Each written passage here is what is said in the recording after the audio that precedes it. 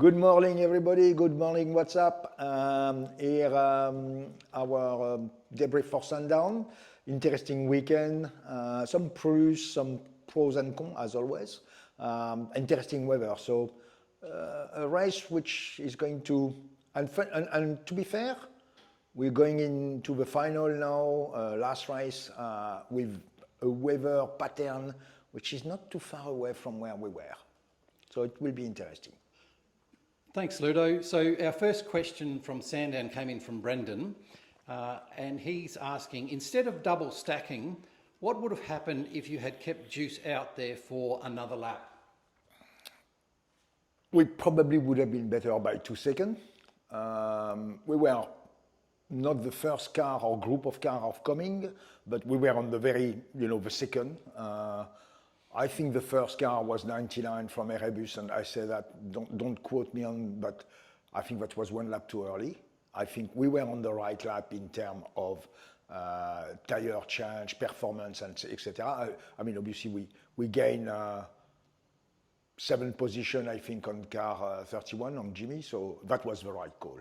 Now, why we did Juice? Main reason for me is, and something which I've had a long experience with Harley, we don't want to let young driver on a wet track with a slick tire. Now, yes, it's a slick hot tire, but it's still a slick tire. And I've seen mistake happen. Sundown is treacherous. The outside is grass, filled with water on the wick. You can be stuck down there with a slick tire and can't recover, and you're a lap down, So there was a safety element in it. We may have been better at staying on the track, but that was 2 seconds. Again, Juice was super unlucky on his starting position because he ended up on a wet track. Basically, his area of the pit lane was very wet, and that's why he was last after the start. Basically, he couldn't get out of the grid. There's nothing you can do. That's luck and bad luck. Thanks, Ludo. So Phil has asked, how did our tyre degradation feel compared to our expectation? So, interestingly, there is 2 tires on the Sunday. The tire deg on the super soft was normal, 0.05, 0.03, 0.07, depending on good car, bad car. Our tire deg is always on the better side of the field, I'd say. And that's something we use sometimes to our advantage. So we know that our driver, our car looked after the tires and don't burn the rear. But nothing super special on the super soft Saturday. On Sunday, on the wet, difficult to speak about tire deg. It's so much about where you are, who you are following, and what type of weather you've got under your wheels, and how wet is the track. So I wouldn't talk too much about deg on the wet. On the dry, clearly lower than expected. Now, one of the elements is probably the temperature of the track, the cooliness of the track, the fact that there is still wet patch, and you can basically somehow it's cool down the tire. So a cool tire, go faster and go faster for longer. So the tire deg on Sunday was very good. We are very pleased with that. We just didn't need any incident, and unfortunately we had incident. Okay, so the next question is from Georgia, and she's asking, was traffic management an issue at any point? It's always an issue. You're trying to find a spot where you're going to, you pit. Obviously, both of these races were two pit stops. So you try to pit to jump people if you can, or you go long and then you don't jump them, but you overtake them. So it's got to be a big delta in lap time to be able to overtake easy, not lose time. So it is always, sometimes you have to accept a little bit of traffic for 5 laps and that goes away and you're happy. Or it doesn't go away and you're like, I need to jump off and try to find a better spot. It's not always easy. On Sunday, the race was a little bit more dispersed with the weather. I'd say our mistake on the pride perch, on our side, engineers. We were fighting Cam Waters, which was trying to salvage his position in the championship for the last race. That was a mistake. And that's where I'm disappointed with myself but you have to anticipate. So when you realize it's going to happen, it happened. So what you need to do and to be super proactive is saying, it is going to happen. So if that is in place and happen, or all the conditions are there, tell your driver, don't fight Cam. He's on a recovery mission. He's faster than you. He's on a recovery mission. There's no point. And we made a mistake, not saying it to Jimmy. That would have helped him for sure at saying, okay, cool. These guys are saying, let's not try to fight for a top 5, lap 15 or 20 of the race. Let's look at the rest of the race. You know what I'm saying? On the dry, Jimmy had, I'd say, a top 5. He was actually faster than Cam Waters on the dry. So it's one of these being better as a team at making these calls, which are strong calls. You call the driver and you say, mate, do not fight. Let him go.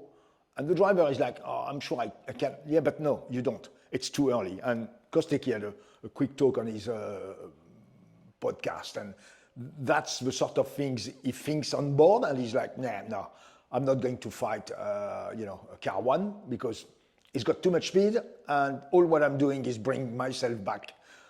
And some drivers have got a bit more experience than others. We just needed to help Jimmy just that little bit, nearly nothing, but just that little bit to make his decision much easier. Don't fight for the team. For the team, actually, you're going to be better at dropping back one spot and stay calm. Anyway, so yeah, that's the sort of traffic management, like you say, Julia, that are difficult today to do, and we need at Primaire to be better at doing these ones, and you will get some wrong.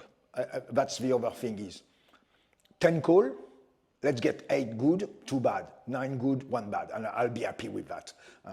This one, we should have helped Jimmy a lap earlier, and as it's happening, I'm like, no, don't do that, and I'm like, you had to say it earlier, Ludo. You had to make that clear earlier. That's our mistake. Thanks, Ludo. Michael's asked, how much did tyre degradation on the long straights factor into your race calls?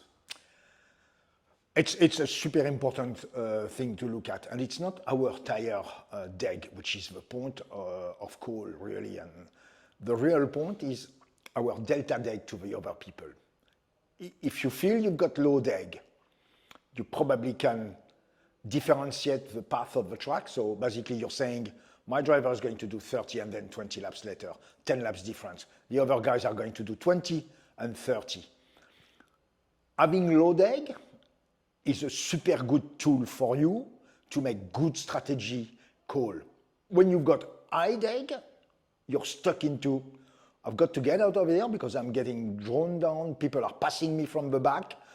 I'm going slow and double slower because I've been passed. So I've got to jump off and hope for good luck. Because if you've got low deg on the high deg on the first stint, there's no magic. The second stint is not going to be beautiful. You know what I'm saying? So it's super important to have low deg because it opens you a multi sort of you could even put a bit more fuel and find a spot where there is nobody, and then you can do 10 laps fast, happy, and not wearing tires. You know what I'm saying? So yes, the deg is super important, and the delta deg to the others. It's actually, you could say there's 0 deg for the field, but I'm going faster. And then all of a sudden, that's what you're going to use. It's the delta deg to the car, which you've got around you, that makes a difference. Thanks, Lou. Peter is asking, what kind of feedback do you get from the driver during the race, and how does that shape the in-race adjustments or the strategy calls? I would say you never get enough feedback, but in saying that, you can't ask the driver to be a radio communicator, a radio host.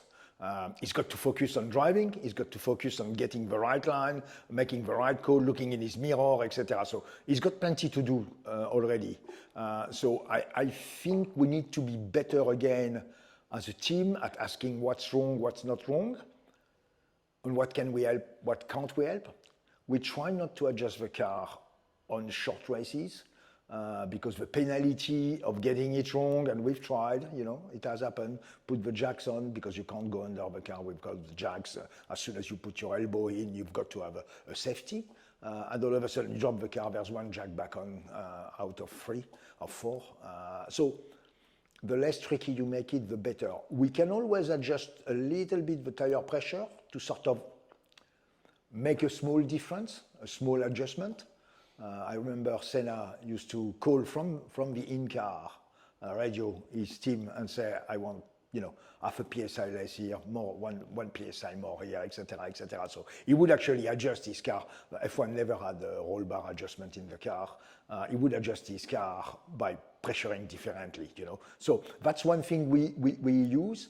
As I say, I would always like to know more, but I do understand that the driver sometimes doesn't know completely what he needs to go faster, and sometimes he's too busy fighting with people around, and the last thing you want is you, engineer, call in the middle of braking or on the curb and disturb him, and all of a sudden he's like, man, you can't call me at that point. I'm focusing 100%.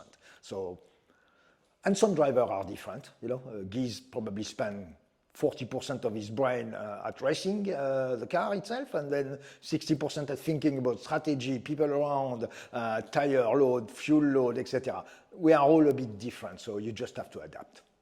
Thanks, Ludo. Now, our final question for this week's debrief is from Nigel, and he's saying that we saw plenty of intense battles out there.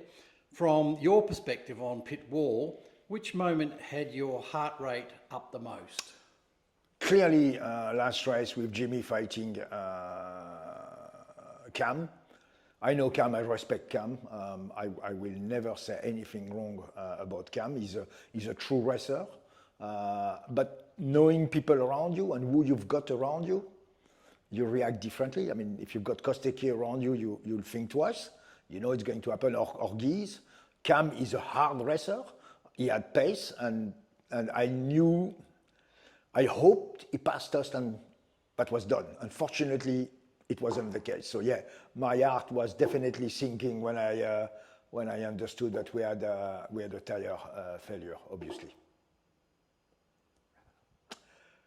Thank you very much. We'll see you after Adelaide, and that will be my last post here. Thank you.